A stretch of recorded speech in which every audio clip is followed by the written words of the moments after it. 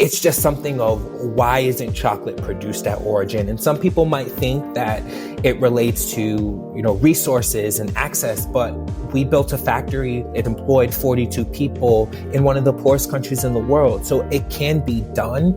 We are a model for that. Welcome to Mindful Businesses, presented by Sarani, and I'm your host, Vidya Iyer. In our podcast, we bring to you brands which are mindful in their practices and processes. A mindful business adopts and employs sustainable social, economic, and environmental practices.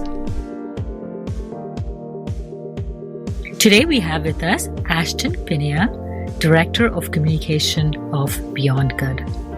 More flavor, more fairness, chocolate made right.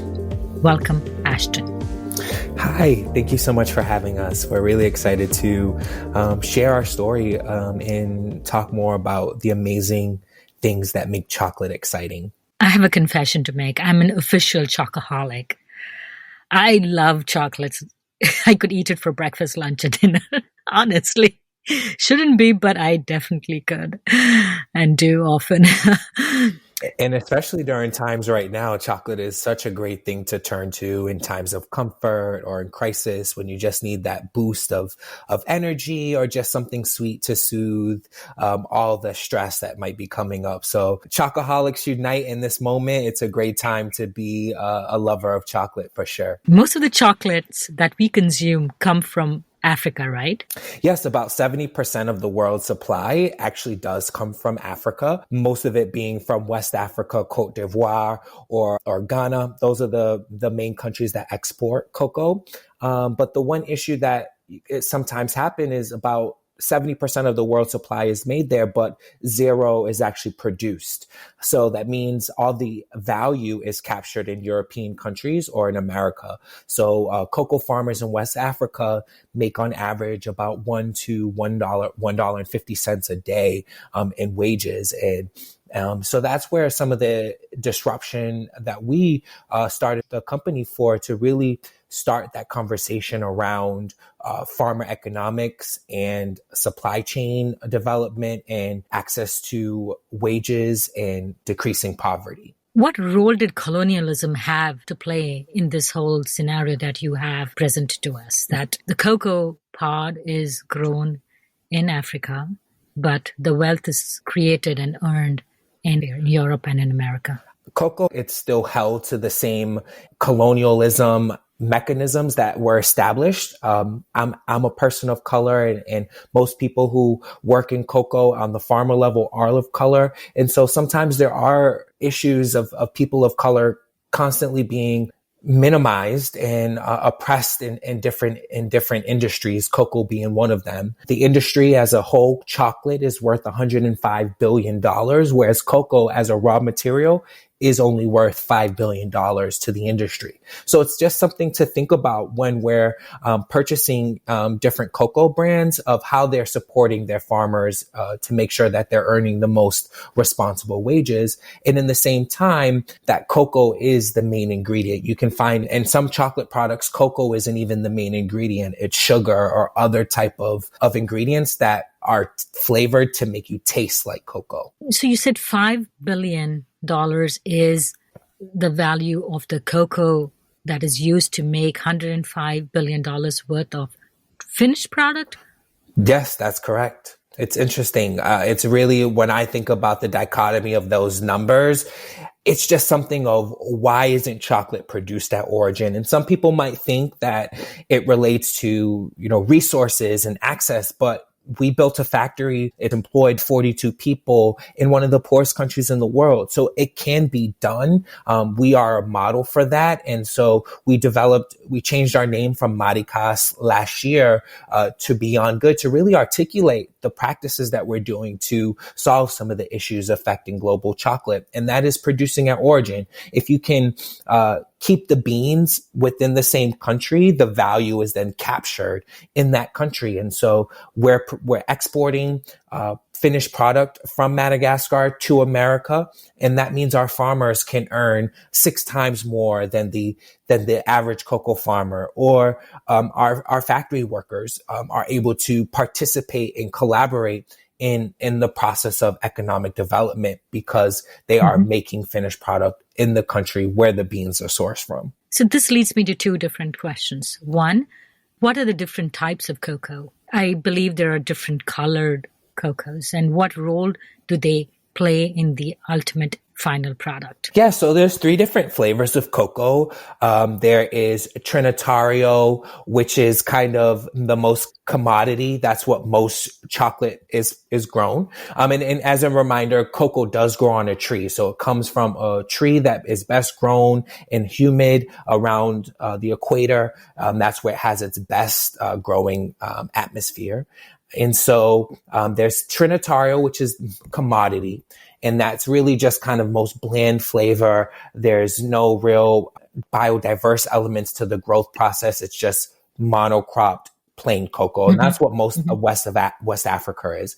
Then there's Forastero, which has more elements of flavor. And there's a more dedicated process to how the cocoa is grown. And then finally, there's Criollo. And we've tested our trees with the USDA to find that our trees are some of the Earth's original variety of cocoa, which is Criollo. And that comes from cocoa originated in Mexico. And so trees were brought over during the different times of migration.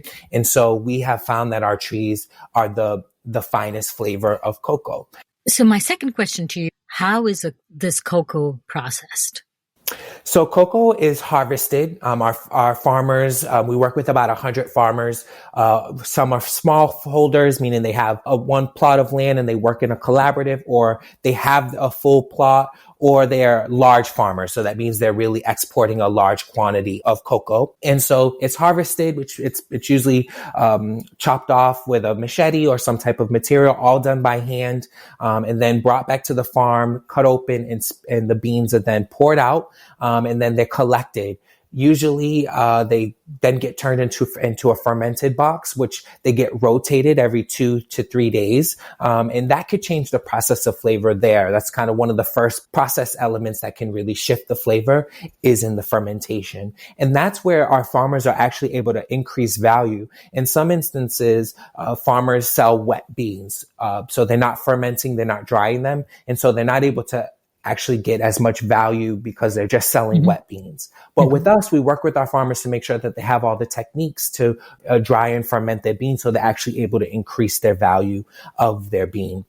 Now, just because the bean is the best flavor, there's other processes that can change the flavor of cocoa. It could be how much you ferment, from 6 days to 7 days that you ferment the beans. And that's when they sit in different types of fermenting. It could be bananas, it could be in boxes, and it sits there, warms up where all the flavors and smells come out. That was one of the most exciting parts for me when I went to my visit to Madagascar earlier this year, was really to smell what a cocoa farm smells like. It's really acidity and strong, but like the flavors are really coming out within the fermentation.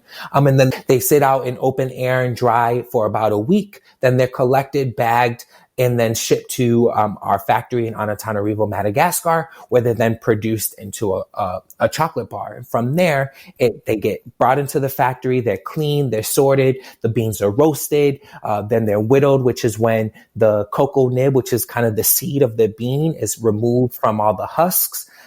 Which then the nibs get ground to create cocoa liquor, which is added with cocoa butter and some sugar. And those are kind of the real main elements of our cocoa. We typically only have 3 to 4 ingredients in our chocolate bar. So then it gets tempered, molded, wrapped, which is such a cool thing I seen when I went to our factory in Madagascar. Seeing the bars get wrapped and foiled, and the packaging that we use as well is also printed and sourced from Madagascar. So we work and try to create as much economic value within the origin as possible. And then it's packaged and boxed up and sent to the port. And then from the port, it arrives here to America. So that's kind of the process of making chocolate with us. And we're really happy to make many different flavors. We have a pure dark line, which is 70%, 80%, or 92% cocoa. And then we have some inclusions, which are our sea salted nibs, our salted almond, and toasted coconut. I prefer dark, strong chocolate, but there are people who really like white chocolate for various reasons. I have a friend, she cannot eat dark chocolate because she gets really bad migraines, and she can only eat white chocolate.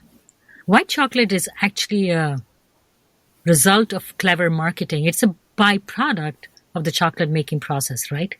Yes, but we love chocolate. Chocolate is chocolate. Milk chocolate, white chocolate, dark chocolate. But milk chocolate is just more, it's more cocoa butter than there is cocoa solids. And in dark chocolate, that's any cocoa percentage above 70% is really where you get to tap into the health benefits of dark chocolate. So we recommend, if you're somebody who is typically hanging out in the lower percentages or enjoys milk chocolate, to try our 70% pure dark. That is kind of a really entry level dark chocolate. And if you're into somebody who likes the more bitterness, you can go up into an 80 or 92%, and those have less sugar. So there's much more cocoa percentage, and it has much more of those antioxidants and fibers and flavonoids that really supports mood boosting and energy boosting as well, those flavonoids and antioxidants in dark chocolate. What are the origins of your chocolate? We are really proud to launch new flavors, which feature Ugandan cocoa, and it's our first time entering a new origin outside of Madagascar. Origin does play with flavor. It does give you access to how, the air quality or the elevation, the water, that all kind of directs some of the flavor. But origin does as well, where it comes from. And so Uganda, our entrance in Uganda is really a way to model what we've done in Madagascar at creating a fully transparent, equitable supply chain from cocoa farm to chocolate factory. So we're really looking to build and expand on our mission of really bringing as much value to cocoa, to the origin as possible. So that's kind of the next iteration of us is really bridging what we've done in Madagascar to other origins within the African continent. You visited Madagascar and Uganda in the past month. What was your experience? This is the first time you had gone to a cocoa farm and through this chocolate making process. Yes, I only had an opportunity to visit Madagascar. I haven't been to Uganda yet, but my visit to Madagascar was really humbling to see how people live with the most minimal amount of resources, but still have happy lives, was just something for me that was my main takeaway. I was able to eat on the cocoa farms, food from the farm. So eating bananas and seeing how things grow. In particular, pepper. I didn't know pepper grew on a tree, or even that before I started cocoa, did I know that cocoa grew on a tree and started as a fruit that ended up becoming a chocolate bar.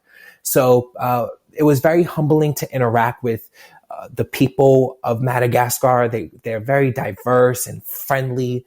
But one thing I learned is that through our experience of talking to some of the employees that work with us is that they feel more empowered to work with us. Whereas in other companies that they work for, they're not as empowered to work autonomously or independently or come up with ideas or offer opinions. That's not encouraged in Malagasy culture, but working with Americans, because we do have a team of people on the ground in Madagascar who are American or Malagasy or American trained, and they're really able to adapt and learn from us so that they're able to be essentially better employees and able to really demand advancement and development. So is there a particular ecosystem besides the weather, the tropical humid weather, that a cocoa plant or farm thrives in? Of course. Cocoa best thrives in humidity. That's best served when there's actually an agroforestry system of biodiverse other plants and activities happening. So that means within our cocoa farm, there's banana trees, there's mangoes. Like I said, there's peppers, there's vanilla. There's all these plants that essentially surround the cocoa tree so that all the humidity stays within it. And so we also found, we did a study with the Conservation International in the Bristol Zoo that found 4 endangered species of lemurs actually are cohabitating on our cocoa farms. And then there's 12 species of reptiles, chameleons and geckos and all these amazing that I got to see firsthand when I went to visit the farm, but they're living autonomously and together to make sure that everything is growing fruitfully. And so we have seen where in some areas of West Africa is really battling deforestation. We've seen on our farms that there's a lot of redevelopment. We're replanting and regrowth of different plants. When was Beyond Good founded, or Madagascar founded, and who founded it? Beyond Good was founded as Madagascar in 2008 by Tim McCullum, who was a returned Peace Corps volunteer teaching English in Madagascar. He really fell in love with the people, the culture, and saw an opportunity to bring economic impact to one of the poorest countries in the world through cocoa. In 2008, we started the company as Madagascar, and then last year we changed the name to Beyond Good to really articulate our practices to solve issues affecting global chocolate. How does Beyond Good give back? I know you have owner-owned farms, owner-owned factories too? Our factory is in operation. We own half of the factory. We did partner with a Malagasy-owned company to, procure and build it, and we work with them to operate it and manage it. That's so that we can maintain quality. So we've built wells within the different villages. We help build schools. We go back. We really like to think that that's just a part of what we do because it's instrumental to us creating the best flavor for cocoa. If farms and villages have the resources that they need for their children and their families, then they'll be able to provide more flavor. And I think to say sometimes when you taste a bite of our chocolate, you're actually tasting some of the love and passion of the people that met that chocolate along the process, whether it was a farmer, somebody who transports the cocoa, or somebody at the factory who's actually molding it and packaging it. To somebody in America who's helping to get it onto the shelves in the stores. So how did Tim know how to make the best chocolate? It was really trial and error. At first, we started with a co-manufacturer in Madagascar who produced Madagascar chocolate for Madagascar. And so that was part of the relationship for many years. But as we developed, as we grew, we wanted to have more say, more control over the quality and expectations of our chocolate. And to do that meant that we needed to have a more instrumental hand in the chocolate making process. Unfortunately, that manufacturer didn't want to participate in a collaborative way. So we developed a relationship with a partner in Italy. They're still our partner. We still work with them to produce some of our chocolate for us, as working in one of the poorest countries in the world. Electricity can go out at any time. Different resources are not readily available. So our partner in Italy still is a backbone to our supply chain, but we then use that to foster that relationship while we built and work with a partner in Madagascar to build a chocolate factory with us. And that now it's been a year that chocolate factory has been operating. And we're happy to announce that we've produced over 1 million bars in Madagascar and counting. And this year we're aiming to produce 2 million bars in Madagascar alone. So it was a trial and error process. It took some time. We're still figuring out the right equipment. Working in Madagascar there's so much limit. There's limits to the people, the resources, the access to equipment. So we have curated our factory with the best machinery and people possible in sub-Saharan Africa to make sure that we can export the level of chocolate that is available to us. Most of your farms are small. They are small farmers. Do you specify what type of cocoa tree they should grow to provide a diversity? My question stems from the bananas, which come from Latin America. They all look the same, or the pineapples from Hawaii, or the corn from Indiana. There's a lack of biodiversity in commercial agricultural production, right? So in your instance, are you a driving force in guiding the farmers to make more biodiverse cocoa environment? Our relationship with our farmers is a very collaborative. We really want to work with them to make sure that they're able to sustain and sustainably maintain their farms. And so with that there does come encouragement to grow other plants, and that comes with additional income. So our farmers are not only growing cocoa for income, they're growing bananas for income, but that also supports them in living. I know one of our farmers gives each of his workers a plot to grow rice. So that means that not only are they able to grow, they're able to provide for their family on this land. So that's one way of supporting his employees on the farm, is by giving them a rice plot so that they can grow rice. Mm-hmm. But yes, it's important and instrumental to cocoa that there are other plants that are around it to support the development of that tree, of the cocoa tree.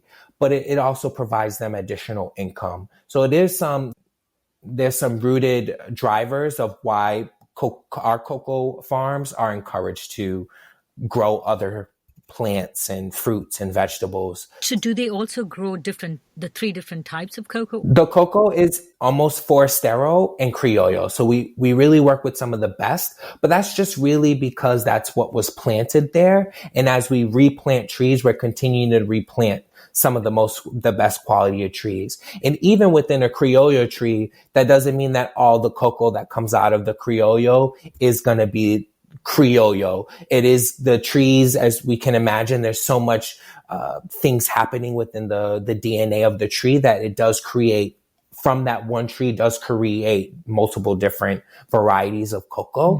Mm-hmm. And so that's kind of how we're able to really maintain level of quality, is through the finishing process, mm-hmm. through the drying, through the fermenting, through the roasting.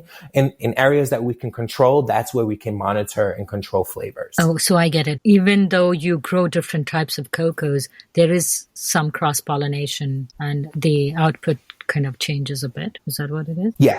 Yes, exactly. So you mentioned that you carry vanilla. Is that from the same region, from the same farmers? Yes, so we source vanilla. Vanilla was kind of our legacy product. So before we even got into chocolate, we found Madagascar is known for its vanilla, some of the most purest, best vanilla. So that's kind of where we started. And as history there's been a lot of issues with the trade of vanilla. A few years ago, there was a large storm that wiped out a lot of the crop, which then caused a rise of prices, which caused some issues with corruption and other areas of discrepancy. But we work with a company that procures and sources our vanilla, just so that we're focused on chocolate. So we do work with a co-manufacturer to source all of our vanilla for us, but we are instrumental in making sure that supply chain is as transparent and equitable as our cocoa supply chain. We record this podcast on April 14th, and you are in New York City in the throes of the coronavirus pandemic. How has your supply chain been affected? Are you still able to get chocolate across and to the United States? And more people are cooking at home, and food supplies are getting stocked out. Yes, as you mentioned, more and more people, due to the coronavirus, are spending more time at home, which means that they're able to cook more and taste more. And so we've been finding people have been turning to chocolate in these moments, especially good chocolate, good quality chocolate. And so we've experienced some delays with getting our product on shelves after being sold out, because some of our distributors were only stocking essential items. And to some people, chocolate is essential, and to some, chocolate isn't. We like to think chocolate is always essential. So that's one thing that we were excited about. But as our supply chain does route back to Madagascar, which doesn't have the resources that America or other countries have, we've been reduced to a very minimal chocolate supply. Our factory in Madagascar is operating at a minimal supply. There's about 4 or 5 employees working when there's normally 42. And because we're vertically integrated supply chain, we're able to maintain and able to monitor and, protect that, where some industries have supply chains that have been obliterated due to the crisis. But we've actually been able to maintain that and still be able to make chocolate. So that's one thing we're really proud about. And that's because we've been able to have that control. If we worked at a factory that wasn't ours and we weren't able to operate it, there might have been some issues in us being able to still make chocolate in Africa. So I can still get my chocolate. Yes. And we're online as well. We've opened our online store. Our new Uganda products are exclusively available online. So there's really opportunities for people to still get the chocolate that they want and that they need without having to leave home, and so they can still feel safe. So this whole pandemic has changed our lives as business owners and as consumers, right? I saw a Instagram live cooking show by Tim, I think.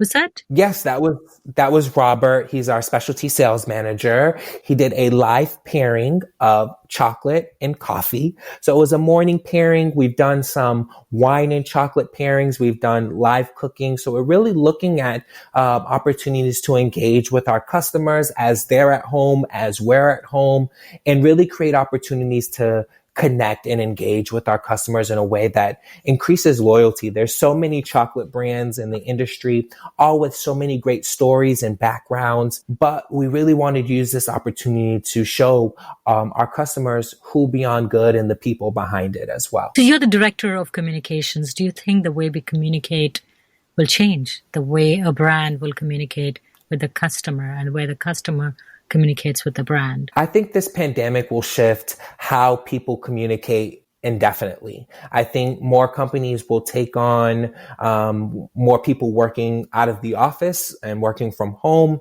giving people more empowerment to choose how they want to work, where they work, when they work. And then how brands communicate will be much more transparent and vulnerable, as instead of always just trying to sell something, really creating a positive interaction and authentic connection to their customers. And that's just something that takes trial and error. It takes you just going out, doing, capturing the results, and then shifting should you need to after gathering all the data from that interaction. So we're still in the midst of what this pandemic has shifted in our society, but I'm excited to see how technology and people come together in these moments of crisis for the better of people. Thank you, Ashton, for joining us and sharing with us how chocolate is made, and especially for me, since I just absolutely love chocolate. It's such a pleasure.